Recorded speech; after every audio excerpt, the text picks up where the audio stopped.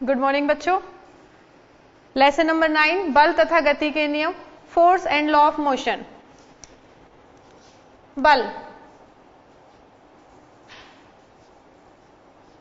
बल को इंग्लिश में क्या कहते हैं? फोर्स।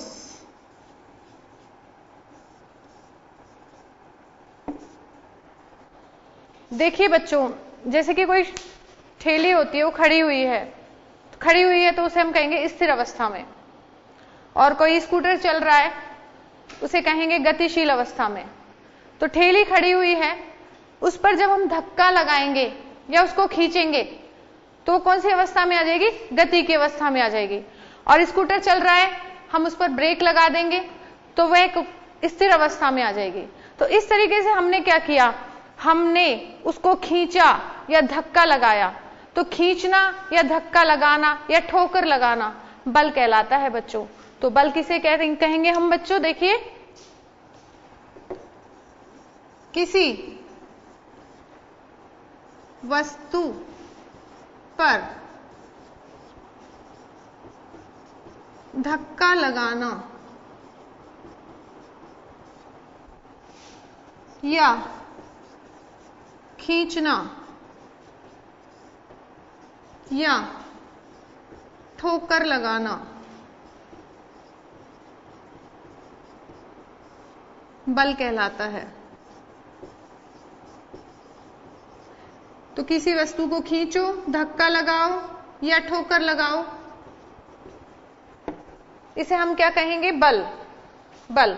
अब बच्चों, बल के द्वारा क्या हो सकता है कि अगर कोई स्थिर अवस्था में है,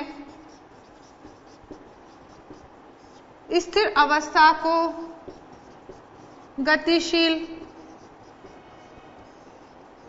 अवस्था में या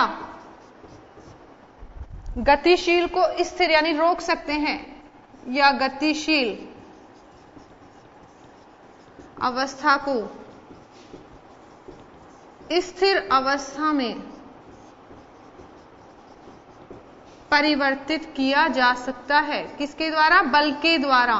कि अगर कोई स्थिर है तो उसे हम गतिशील कर सकते हैं, और कोई गतिशील है तो उसे हम स्थिर कर सकते हैं, परिवर्तित किया जा सकता है।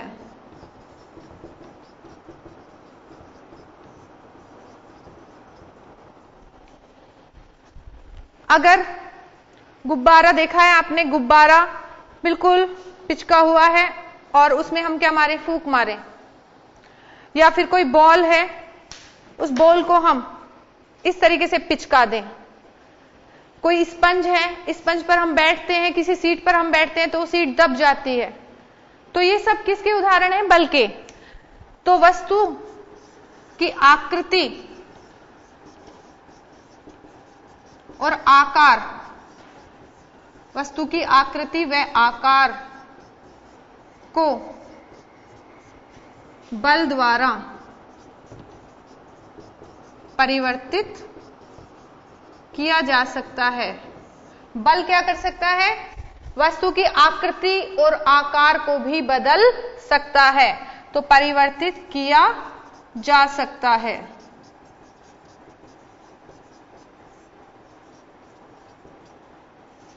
कोई वस्तु इस तरीके से जा रही है, जैसे कि कोई बॉल ही है, तो इस तरीके से जा रही है। अगर हम उधर से इसको किक करें तो हम उसकी ये वाली दिशा को चेंज करके विपरीत दिशा कर सकते हैं। तो बल के द्वारा हम गतिशील वस्तु की दिशा भी बदल सकते हैं। बल के द्वारा गतिशील वस्तु की दिशा बदली जा सकती है, परिवर्तित की जा सकती है।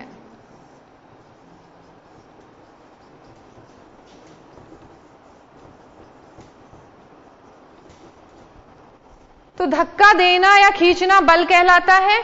स्थिर अवस्था को गतिशील अवस्था में या गतिशील को स्थिर अवस्था में परिवर्तित कर सकते हैं। वस्तु की आकृति और आकार को भी बल के द्वारा बदल सकते हैं। बल के द्वारा गतिशील वस्तु की दिशा भी परिवर्तित की जा सकती है। तो बच्चों नोट डाउन कर लीजिए।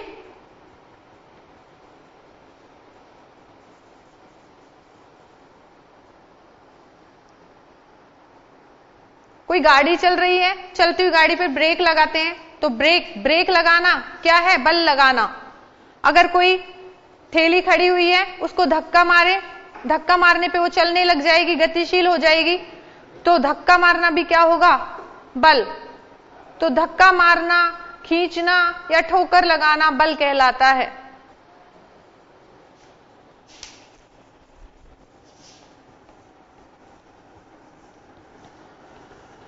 अब ये जो बल है ये दो प्रकार का होता है, एक तो संतुलित बल और एक असंतुलित बल।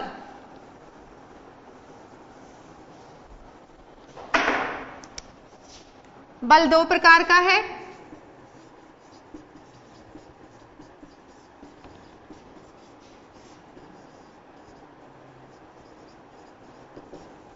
कौन कौन से?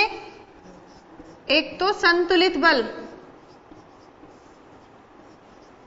और दूसरा असंतुलित बल।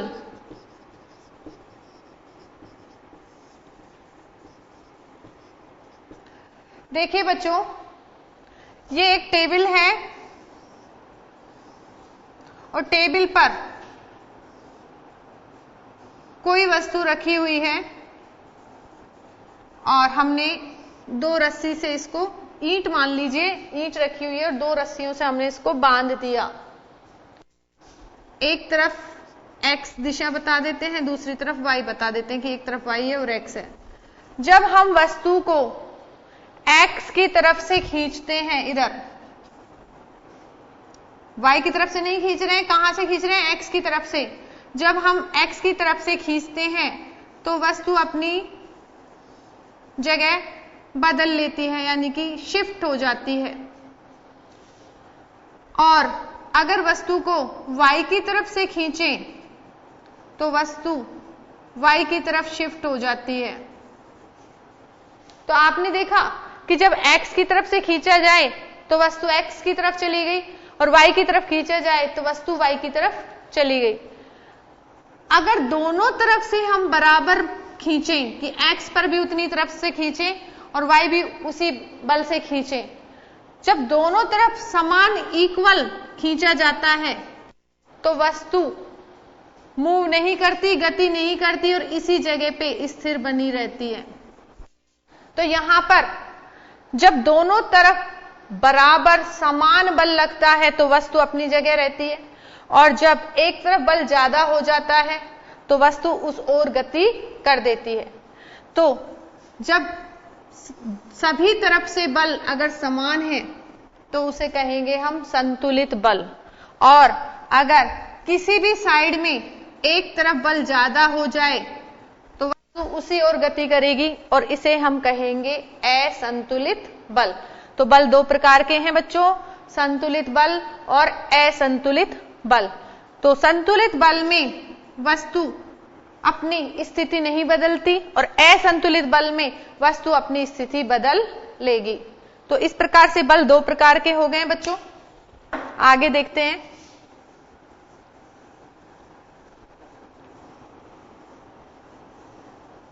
एक गैलीलियो वैज्ञानिक थे, भौतिकी में एक गैलीलियो भौतिक शास्त्री वैज्ञानिक थे। इन्होंने कुछ प्रयोग किए बच्चों, और कुछ प्रयोग करने पर इन्होंने देखा, किसको देखा? बल और बल के कारण गति को।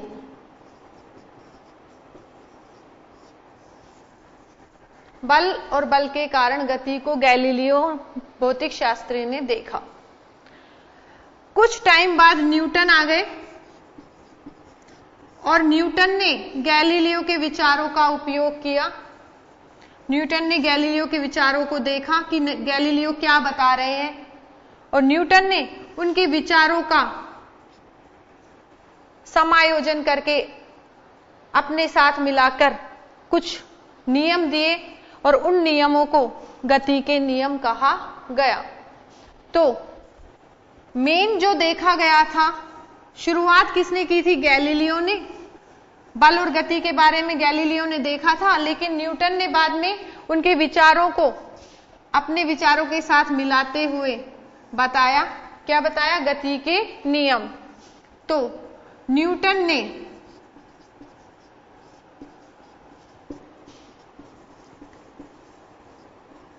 गैलीलियो के विचारों को देखते हुए गति के 3 मौलिक नियम दिए।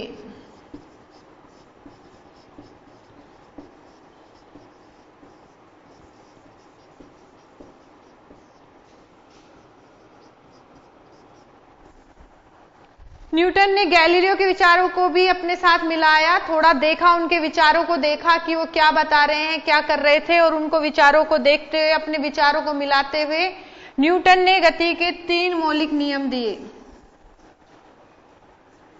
पहला नियम, न्यूटन की गति का पहला नियम,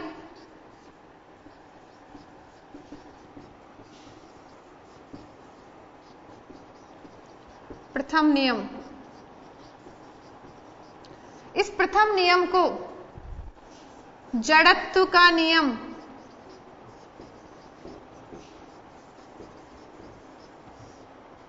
या गैलीलियो ने शुरुआत की थी, इसलिए इसको गैलीलियो का नियम भी बोल देते हैं बच्चों। पहले नियम को गैलीलियो का नियम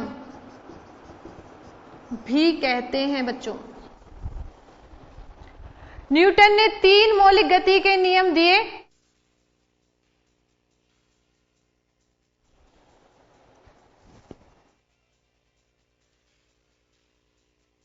गति के नियम दिए। तो न्यूटन की गति के नियम,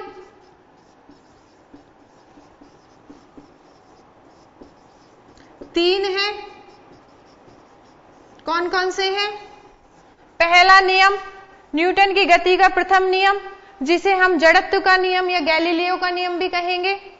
दूसरा न्यूटन की गति का द्वितीय नियम, दूसरा नियम, जिसे हम संवेग संरक्षण का नियम भी कहते हैं।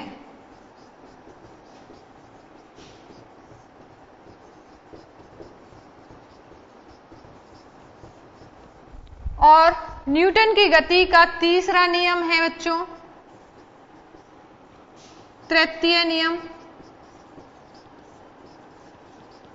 और इस तीसरे नियम को कहते हैं क्रिया प्रतिक्रिया का नियम।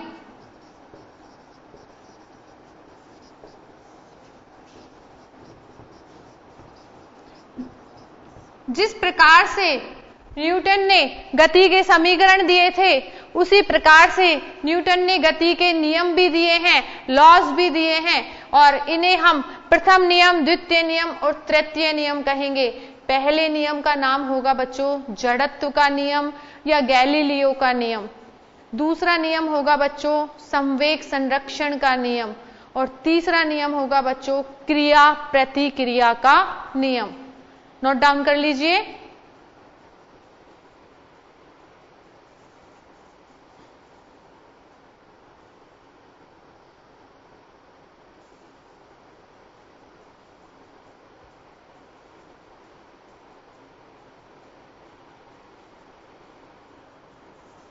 तो पहले नियम को जड़त्व का नियम या गैलीलियो का नियम, दूसरे को संवेग संरक्षण का नियम, और तीसरा क्रिया प्रतिक्रिया का नियम। अब हम एक एक करके नियमों को लेंगे और समझाएंगे आपको।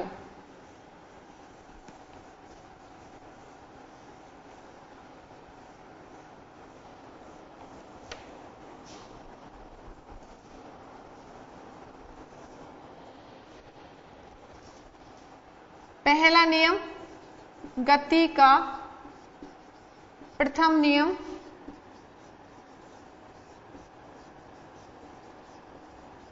फर्स्ट लॉ ऑफ मोशन, इसे बोलते हैं जड़त्व या गैलीलियो का नियम।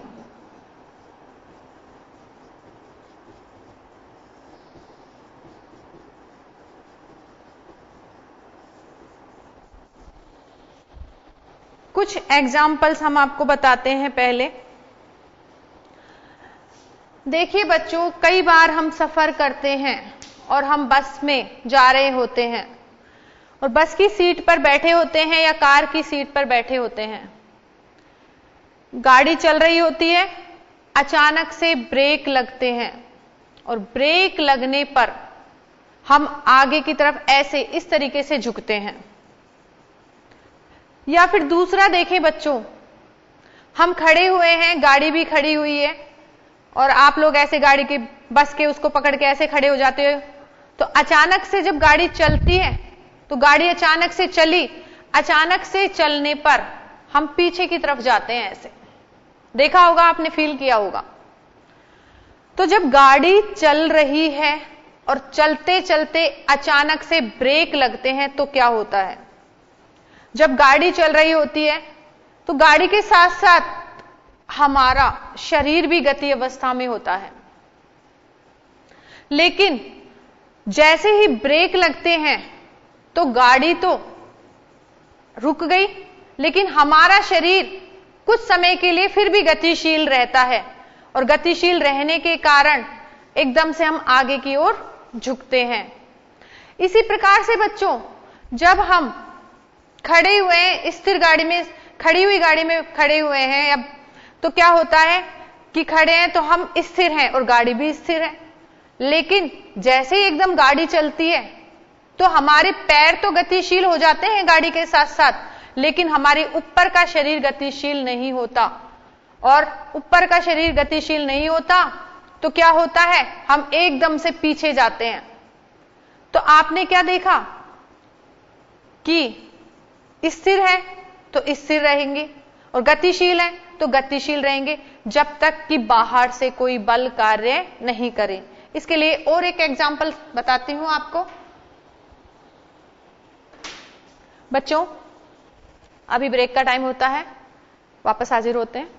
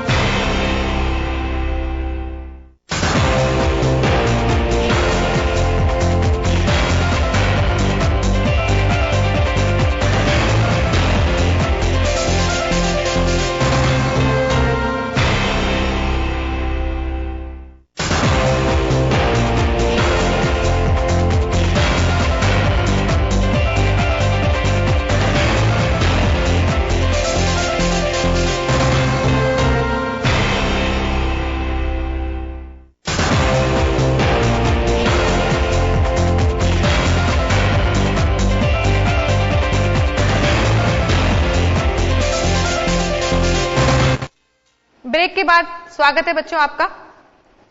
आगे हम पढ़ रहे थे गति का प्रथम नियम, जड़त्व का नियम। आपको मैंने अभी बताया कि एक और उदाहरण बताती हूं। तो वैसे तो हमें प्रैक्टिकल करके करना चाहिए, आप प्रैक्टिकल घर पे करके देखना। एक गिलास है और उस पर एक गत्ता रखा हुआ है। एक गत्ता लेना आप और एक गत्ता रखना गिलास के ऊपर।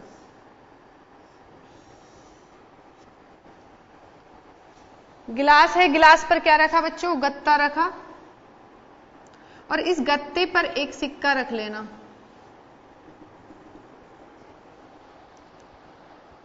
अभी गत्ता भी स्थिर है और सिक्का भी स्थिर है, तो अपनी जगह पर ये रुके हुए हैं। अचानक से क्या होता है कि हम इसको इस तरीके से ऐसे यूं ऐसे करके मारते हैं ना गत्ते पे, आप खेलते खेलते मारते हो, ऐसे मारना गत्ते पर। तो जब गत्ते पर आप मारते हो तो क्या देखते हो बच्चों कि गत्ता तो आगे निकल जाता है और सिक्का गिलास के अंदर आके गिर जाता है। क्या दिखा आपको इससे कि जब गत्ता और स्थिर है तो सिक्का भी स्थिर है, और गत्ता और सिक्का एक जगह है, यानी कि गत्ते के ऊपर सिक्का रखा हुआ है। जैसे ही हम किक करते हैं गत्ते पर, गत्ता आगे निकलता है, तो गत्ता तो गतिशील अवस्था में आ गया, लेकिन सिक्के पर हमने बल नहीं लगाया। बल किस पर लगाया हमने? गत्ते पर। तो गत्ते पर बल लगाया तो गत्ता गतिशील हो गया, तो बल लगने के कारण गत्ता तो आगे खिसक गया, लेकिन सिक्का अभी भी स्थिर था, क्योंकि सिक्के पर पर्सनली हमने कोई बल या फोर्स नहीं लगाया। और सिक्के पर जब बल नहीं लगा तो सिक्का स्थिर अवस्था में था, तो अपनी जैसे ही गत्ता तो आगे खिसक गया और सिक्का कहां पर आ गया? गिलास में आ गया। अगर सिक्के को भी मूव कराना था तो हमें सिक्के पर भी बल लगाना था, तभी सिक्का गतिशील हो सकता था। लेकिन यहां पर हमने बल किस पे लगाया? सिर्फ गत्ते पर लगाया, और सिर्फ गत्ते पर लगने के कारण, सिक्के पे नहीं लगने के कारण सिक्का गिलास के अंदर आ गया। आप घर पर ये प्रैक्टिकल करके देखेंगे, एक गिलास लेना, एक गत्ता लेना और एक सिक्का लेना, और इस तरीके से करके देखना बच्चों क्या होता है। क्या वास्तव में सिक्का गिलास में आता है? करके देखना।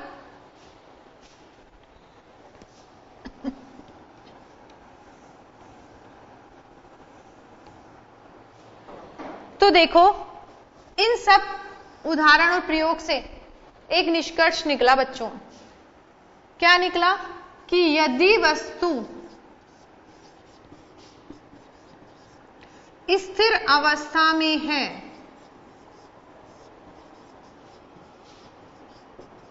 स्थिर अवस्था को विराम अवस्था भी बोल सकते हैं बच्चों, स्थिर या विराम अवस्था।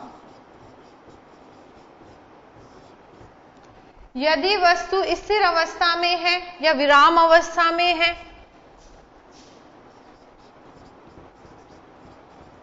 तो वह स्थिर ही रहेगी,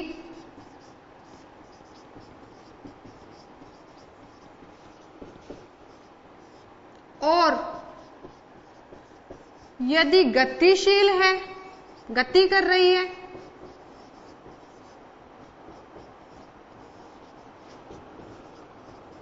तो गति अवस्था में ही रहेगी।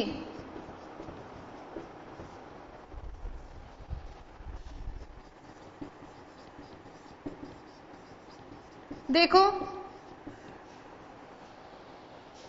कोई टेबल रखी हुई है तो रखी रहेगी, स्थिर है तो स्थिर ही रहेगी, और अगर कोई गाड़ी चल रही है तो गाड़ी चलती ही रहेगी। यानी कि गतिशील तो गतिशील ही रहेगी और स्थिर स्थिर ही रहेगी, जब तक कि उस पर बाहर से बल नहीं लगाया जाए, यानी कि ब्रेक लगाए जाएं या धक्का या खींचना पड़ता है तो गतिशील अवस्था में आती है। तो यदि वस्तु स्थिर अवस्था में है तो स्थिर रहेगी, और गतिशील अवस्था में है तो गति अवस्था में ही रहेगी, जब तक कि वस्तु पर बाह्य बाहर से बल कार्य नहीं करें।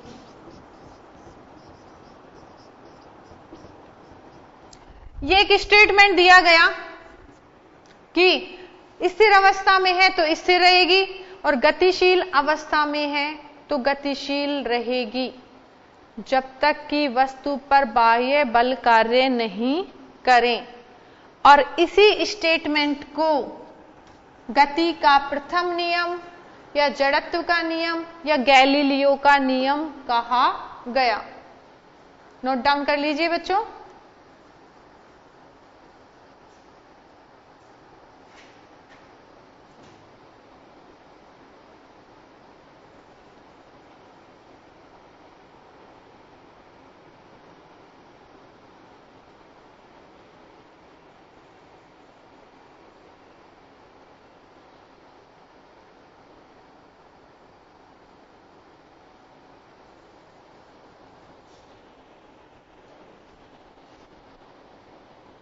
तो इसे गति का प्रथम नियम, जड़त्व का नियम या गैलीलियो का नियम कहा गया।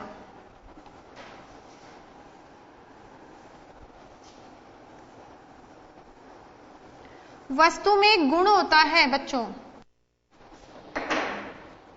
जैसे वस्तु यहां पर है, स्थिर अवस्था में है, तो वस्तु अपने आप को स्थिर रखना चाहती है, यह अपनी स्थिति बदलना नहीं चाहती, कोई चेंज नहीं चाहती। तो वस्तु जिस स्थिति में है उसी स्थिति में रहने का प्रयास करती है, अपनी स्थिति परिवर्तित नहीं करना चाहती। और वस्तु का यह गुण जड़त्व कहलाता है। जड़त्व क्या कहलाता है बच्चों? जड़त्व। तो जड़त्व क्या है बच्चों? वस्तु अपनी अवस्था बनाए रखना चाहती है।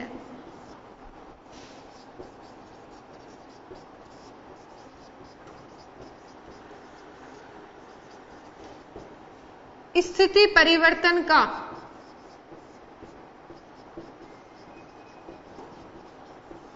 विरोध करती है।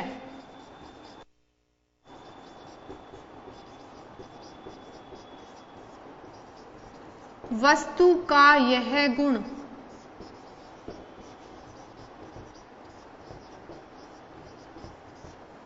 जड़त्व कहलाता है।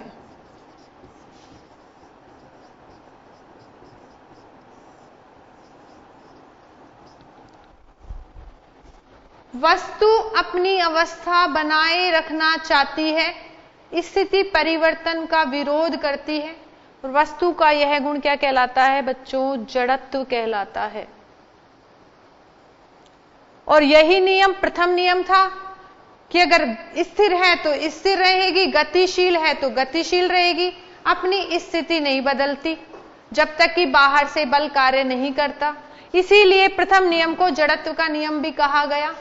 क्यों? क्योंकि जड़त्व एक गुण है वस्तु का, और वस्तु चाहती है कि मैं जैसी हूं वैसे ही बने रहूं, अपनी अवस्था को बदलना नहीं चाहती। उस अवस्था में परिवर्तन अगर आता है तो वह उसका विरोध करती है, और वस्तु का यह गुण जड़त्व कहलाता है। नोट डाउन कर लीजिए बच्चों।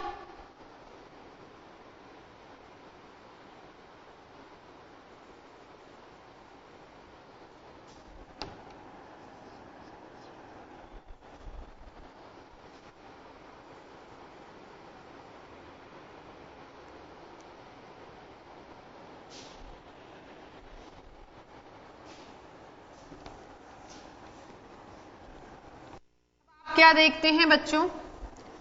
एक तो वस्तु होती है बहुत भारी और एक होती है हल्की। मान लीजिए ये तो बहुत भारी वस्तु है और ये वस्तु बिल्कुल हल्की है। अब आप देखिए कि जो भारी वस्तु है उस वस्तु की स्थिति को हम बदलना चाहें तो बहुत ज्यादा बल लगाना पड़ेगा, और वस्तु हल्की है तो हम कम बल से भी उसकी स्थिति बदल सकते हैं। तो हल्की और भारी क्या हो गई बच्चों? हल्की और भारी का मतलब द्रव्यमान।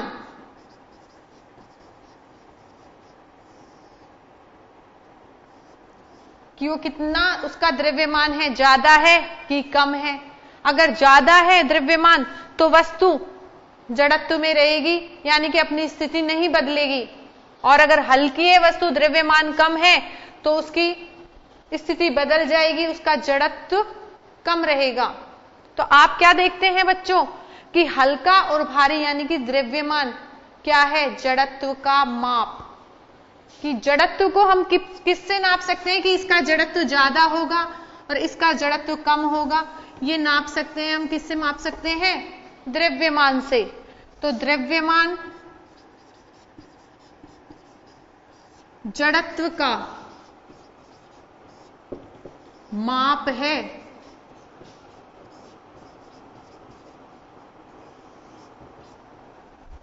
द्रव्यमान क्या है बच्चों? जड़त्व का माप।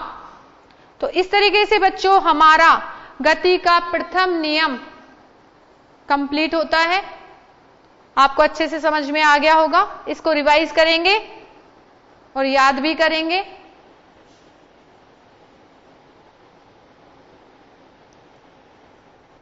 नेक्स्ट टर्न पर हम पढ़ेंगे गति का द्वितीय नियम। और मैंने आपको कॉपी में अभी नोट डाउन करवाया था। क्या बताया था इस नियम को? संवेग संरक्षण का नियम।